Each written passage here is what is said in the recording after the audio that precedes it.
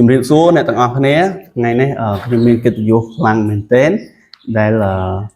បានអញ្ជើញប្អូនដែលជាអតីតសិស្សមន្ត្រីក្រមការជំនាន់ទី11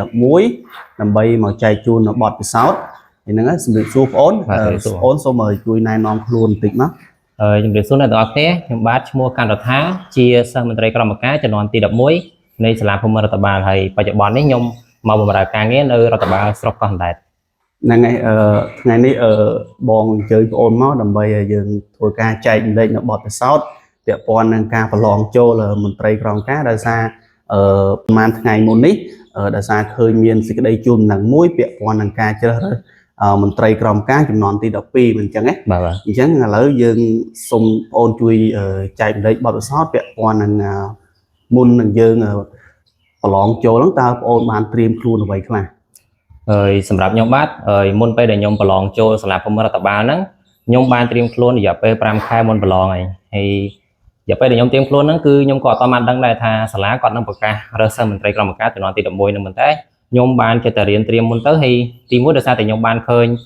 เพจរបស់លោកគ្រូរិនថាគាត់បានប្រកាសស្ដីពីការបើកបរិញ្ញាបត្រខ្លីរយៈពេល3ខែទៅដល់សិស្សនិស្សិតអញ្ចឹងទៅដោយសារតែខ្ញុំក៏ធ្លាប់ប្រឡងសិស្សមន្ត្រីក្រមការជំនាន់ទី10ម្ដងដែរប៉ុន្តែពេលហ្នឹងខ្ញុំស្ទះតាំងពីវគ្គ1ដោយសារតែពេលខ្ញុំដាក់ពាក្យទៅប្រឡងចោលទេខ្ញុំអត់មានបានចំណាប់អារម្មណ៍ថាចង់ប្រឡងទេគ្រាន់តែចង់ប្រឡងដឹងបទពិសោធន៍ហើយទៅពេលសិស្សក្រមការជំនាន់ទី11នេះខ្ញុំចាប់ផ្ដើមយល់ពីសាលាហើយខ្ញុំក៏មានបទពិសោធន៍នៅក្នុងការប្រឡងដែរអញ្ចឹងទៅខ្ញុំក៏ចាប់ផ្ដើមមើលមេរៀនដែលពាក់ព័ន្ធមួយសាលាហ្នឹងទៅហើយបានវគ្គបរិញ្ញាត្រៀមក៏ខ្ញុំចាប់ផ្ដើមរៀនត្រៀមវគ្គ3ខែហ្នឹងហើយខ្ញុំក៏បានស្រាវជ្រាវនៅព្រឹត្តិការណ៍ថ្មីហើយឯកសារអ្វីៗមួយចំនួនផ្សេងទៀតដែលពាក់ព័ន្ធជាមួយនឹងសាលាភូមិរដ្ឋបាលហើយយកមកអានហើយមកស្រាវជ្រាវចឹងទៅហើយរយៈពេល5ខែក្រោយក៏ចាប់ផ្ដើមមានការប្រឡងរើសអញ្ចឹងខ្ញុំក៏បានត្រៀមខ្លួនរួចរាល់នៅក្នុងការប្រឡងហើយសម្រាប់មុនប្រឡងគឺខ្ញុំត្រៀមខ្លួនប៉ុណ្ណឹងនេះសម្រាប់ខ្ញុំផ្ទាល់អូខេចង់មានសំណួរមួយសំណួរទៀតតើក្នុងការប្រឡងនោះមានប្រមាណវគ្គដែរការដែលយើងប្រឡងបាទសម្រាប់ការប្រឡងរបស់សិស្សមន្ត្រីក្រមការនៃសាលាភូមិរដ្ឋបាលគឺយើងមាន2វគ្គវគ្គទី1គឺពាក់ព័ន្ធជាមួយនឹងវិញ្ញាសាគុយ CM ដែលគុយ CM នេះដែរគឺមានចំនួន100សំណួរហើយរយៈពេលនៃការប្រឡងគឺសាលាកំណត់ឲ្យ1ម៉ោងកន្លះហើយសម្រាប់សំណួរគុយ CM ដែលចេញហ្នឹងគឺពាក់ព័ន្ធជាមួយនឹងទី1គឺវប្បធម៌ទូទៅហើយមានច្បាប់មាននយោបាយមានរដ្ឋបាលមានអាស៊ានហើយសេដ្ឋកិច្ចជាមួយនឹងរ៉ាយវត្ថុ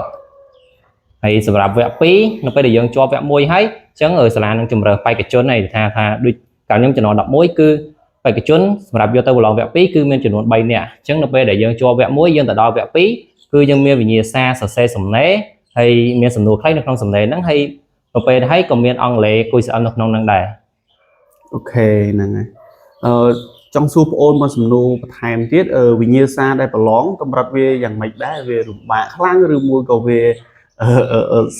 ស្រួលសម្រាប់ប្អូនដែរសម្រាប់វិញ្ញាសានៃការប្រឡងចូលសាលាភូមិរដ្ឋបាលនេះយើងអាចនិយាយថាពិបាកខ្លាំងក៏ថាបានដែរដោយសារអីយើងក៏ដូចខ្ញុំរៀបរាប់មិញអញ្ចឹងគឺវិញ្ញាសាដែលចេញគឺវាទូលំទូលាយខ្លាំងមែនទែនអញ្ចឹងវាត្រូវការឲ្យគ្នាយើងនឹងមានចំណេះដឹងទូលំទូលាយពាក់ព័ន្ធទៅខាងវប្បធម៌ទូទៅផងរដ្ឋបាលផងយើងមើលតែចំណុចប៉ុណ្ណឹងដឹងថាច្រើនហើយសម្រាប់វគ្គ2នោះវិញគឺសំណេរយើងត្រូវទៅសេហើយក៏យើងត្រូវមានសំណួរខ្លីនៅក្នុងហ្នឹង